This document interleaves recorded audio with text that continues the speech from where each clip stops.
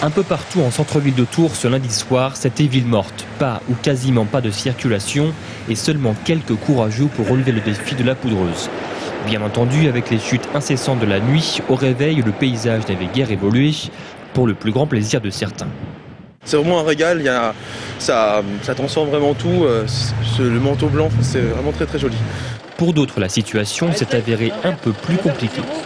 Moi, c'est la galère un peu là ce matin. Ah, tout à fait, ouais. Non, mais là, on s'est embarqué dans un truc, on ne pensait pas être dans la pente à ce point-là. Donc là, le véhicule il est immobilisé pour la matinée. On va espérer être dépanné rapidement. Ah, merci. Ils mettent un peu de sel. Ouais. Je pense que ça sera le mieux.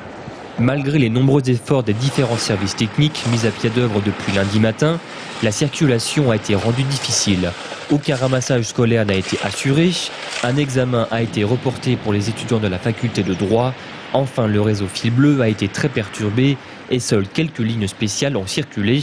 Ce sont d'ailleurs ces mêmes lignes qui seront remises en service ce mercredi matin à partir de 8h30, à savoir Petite Arche de Lyon, Pôle Santénor, quartier des Fontaines, Saint-Pierre-Madeleine, rond-point-Tonnelet et Petite Arche, Papeterie.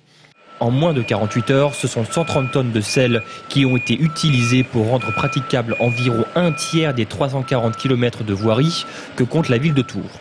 On est censé faire en cas d'urgence dans des conditions extrêmes comme celle-ci, même si on fait partie des parcs et jardins, on est là pour déneiger des sites bien précis. Donc nous, on a en charge les deux ponts. Pont de Pierre et Pont Napoléon. Ah mais ça c'est un coup de bourre qui se produit à peu près tous les 10 ans puisque la dernière opération de cette envergure datait de 1996 et la précédente de 1987. Donc on peut dire qu'à un rythme d'à peu près tous les 10 ans, nous avons ce type d'intempéries exceptionnelles.